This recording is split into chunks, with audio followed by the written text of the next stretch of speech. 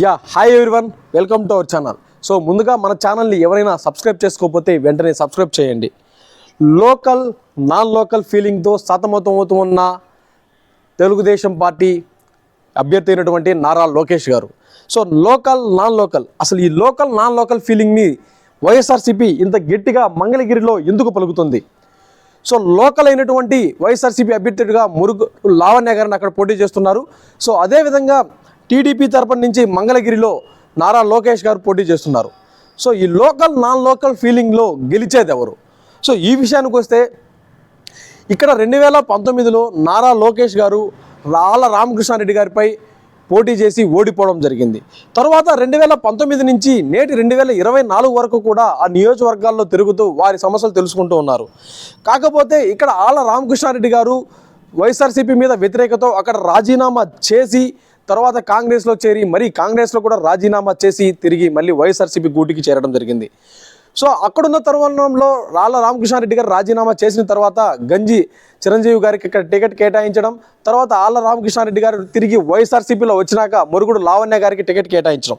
So ఇటువంటి local non local ఫీలింగ్లు అనేది ఈ విధంగా మంగళగిరిలో అయితే చాలా యథావిధిగా కొనసాగుతున్నాయని చెప్పవచ్చు. సో ఈ విషయానికి వస్తే ముఖ్యంగా మురుగుడు లావణ్య గారు లోకల్ ఫీలింగ్తో అక్కడ ప్రచారం అయితే ముమ్మరంగా చేస్తుంది. తాను మీ బిడ్డనని, మీకు అందుబాటులో ఉంటానని, పద్మశాలి సామాజిక వర్గానికి చెందిన వ్యక్తినని, మీకు ఎటువంటి కష్టం వచ్చినా నేను దగ్గరలోనే ఉంటానని, నాకు ఓటేసి గెలిపించవలసిందిగా మురుగుడు లావణ్య గారు ప్రచారంలో దూసుకెళ్తున్నారు.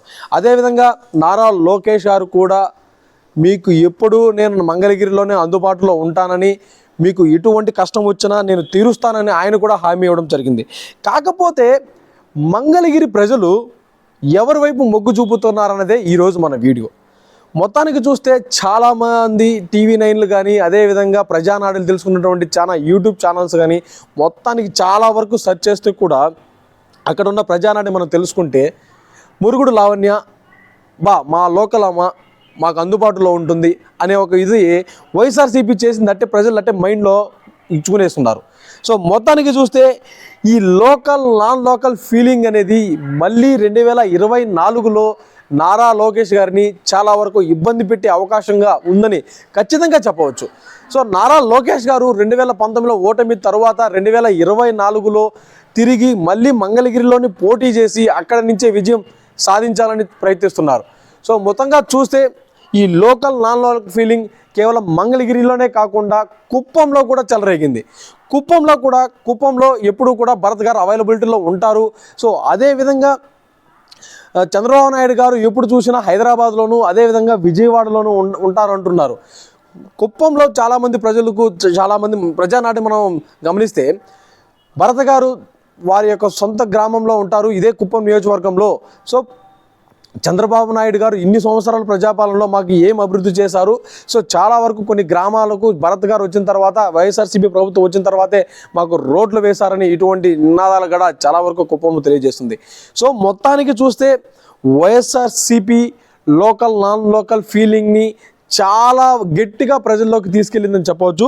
సో చూద్దాం ఈసారి 2024లో మంగళగిరి నుంచి లోకల్ గెలుస్తుందా నాన్ లోకల్ గెలుస్తుందా? మీ అభిప్రాయాన్ని కామెంట్ రూపంలో తెలియచేయండి.